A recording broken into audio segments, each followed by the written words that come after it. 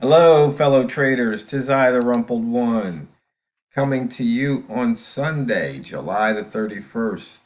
The year is 2022. Let's talk trading.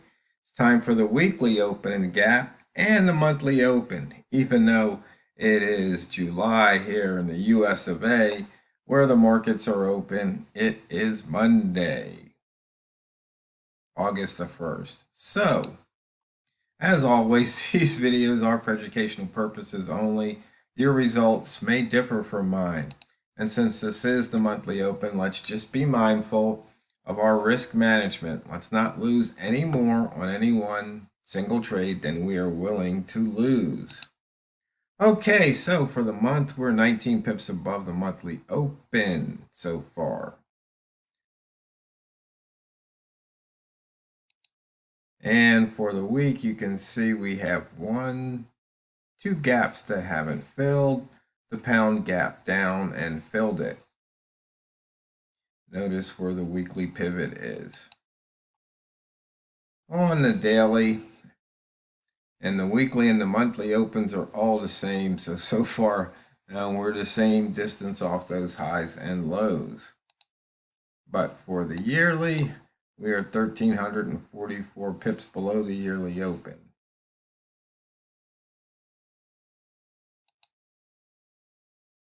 We had an inside bar 8 days ago, and we had an inside bar 6 weeks ago, and we are within that inside bar range. So look to short at 2160, which the daily open is 2163. So that could be a very good short. Notice we have more than a handful of inside bars on the daily and the weekly and the monthly so far. Only 41 pip range, and we're a little over 8 hours into the trading day. So we've got 5 pairs over 100 pips in range. That's the range high minus low, the current daily high minus low. So we'll have to wait for things to pick up. Buy zone traders were rewarded for those trading the Asian session. Whoops, how'd that happen?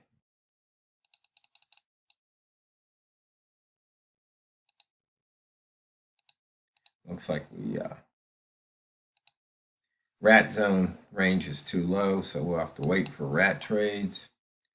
Looks like we've already taken out the daily pivot, the weekly at 121.27. And where is the monthly pivot? Well, there's monthly R1. And we can look at the other chart to pick that up. Be a little bit easier to see. Taking out the daily. Weekly's at 21.27. And the monthly's at 20.60. So we're about 123 pips right now above that monthly pivot. Notice we just barely took out the pivot from last month. And just a quick here, Bambino Flex says to go long, near the pivot, go long. So we'll see if that plays out again.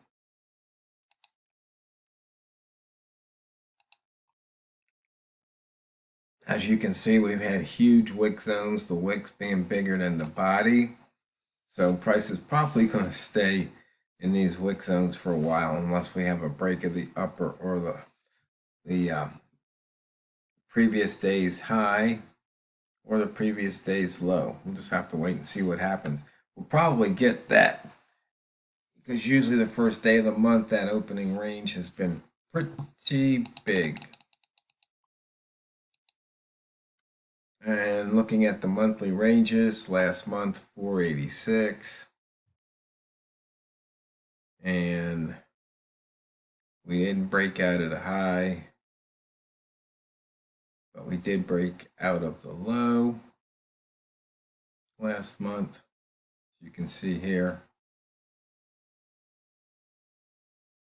Our last month broke out of the previous month. And if we switch over to weekly,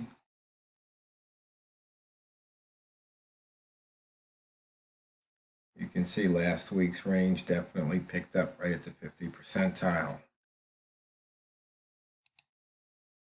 Walmart method, once again, this isn't the time to trade it, but I still like to show it because those who have to trade in the Asian session for whatever reason, you can see there's still pips to be made, just not as much. Lower high, higher low. This trade still, you can trade this anytime. Sometimes they're better than others, of course, but they still pay off. Oh, and if you're wondering here,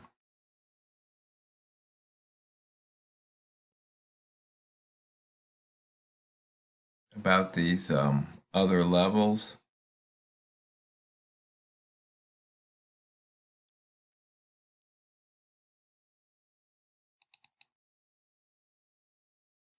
so lower, the highest low, lowest high indicator right there.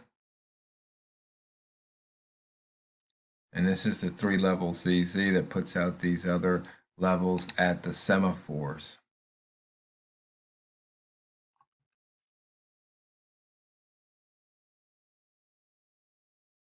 In case you were wondering what those were, I think somebody was curious about that. So you can see here we just had a 1 ball, so it puts in, shows where that level is.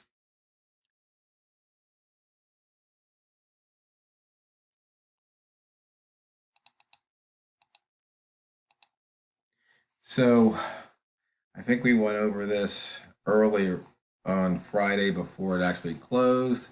So you can see the month of July range, 486. And then if we look at the year-to-date accumulated, 1989, and so far August has not moved the needle. And on the trade reminder, you can see distance to the moving average 221 pips now. We are inside the previous month upper wick zone, and the months are turning up. Buyers are in control. We're above the previous monthly previous midpoint there, and we're above the pivot. Fade, pivot, sell to the downside. And we have a lower high and a higher low because we're still within the previous month's range.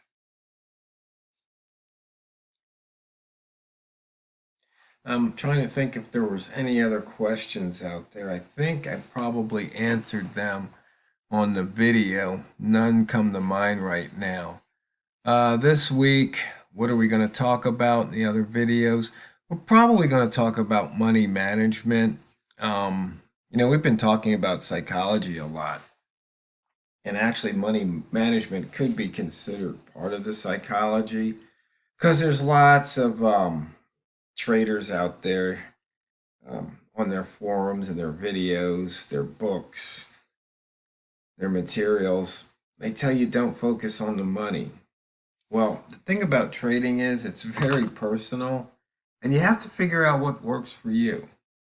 So if focusing on the money works for you, then focus on the money. If it doesn't work for you, then focus on what does.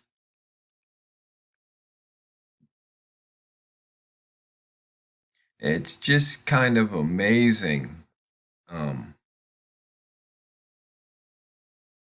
how some people will, buy into what somebody else says. They don't question it. They almost take it as, yeah, this is the way to do it. So even with the things I say, it's like, no, it's, try it out. See if it works for you. If it doesn't, that's okay. As a trader, some of the things I used in the beginning, I don't use anymore. Some of the things that I used in the beginning and stopped using, I've come back to. But it's all pretty simple. It really, really is. Um, and just because of the way I am, I'm constantly looking for other methods, other things that I can see to exploit. Because that's really what the trading game is. It's exploiting opportunities to your advantage.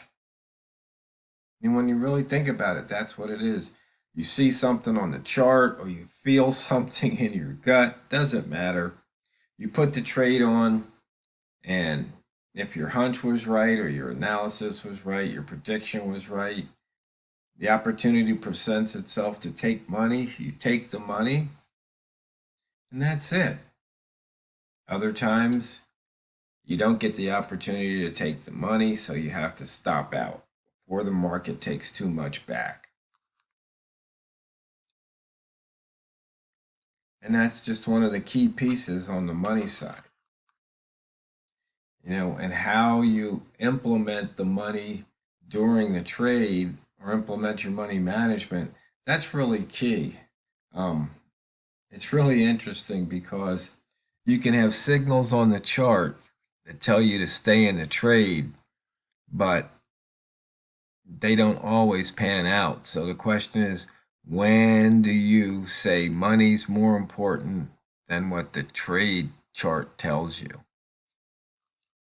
It's just one of those things where sometimes you get a feel and sometimes you don't. I mean, if we look at this right here, we have a potential of having a higher low on the next candle. We got 22 seconds here. Maybe not.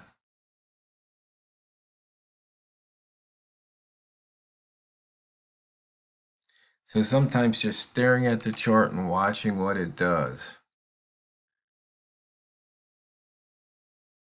And so right there, you saw the higher low moved up. Do you take that trade?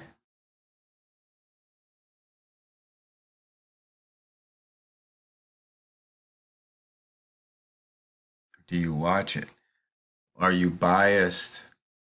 Because if you see here, you got a whole bunch of green.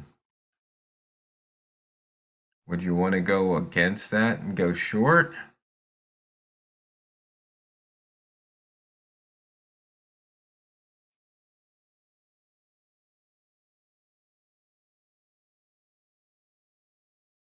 So sometimes you just have to take the trade. If your trigger's to go short, if you've got a bearish candle, then you just have to take that trade and not think about anything else. But when you're in a trade, you watch what price does. You can see here, didn't break that low. It's turning around.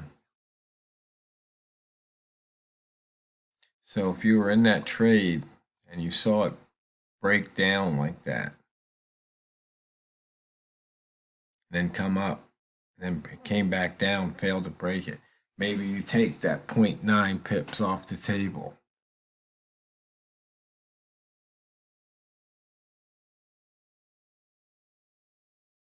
Maybe you saw all that green and you say, you know what? I'm trying to swim against the current. Even though I have to take that signal, or maybe your bias says no. If you see all these green or any one particular one green, you say, nope, I'm not taking that trade. That overrides the higher low. So that's one of the things you can do as a trader when you're putting together your system and your experience. So, fellow traders, I hope you had a fun, safe weekend, and I hope you have a profitable month of August trading, because it's not what you trade, it's how you trade it. So go out there and drain the banks. This is the Rumpled One, over and out.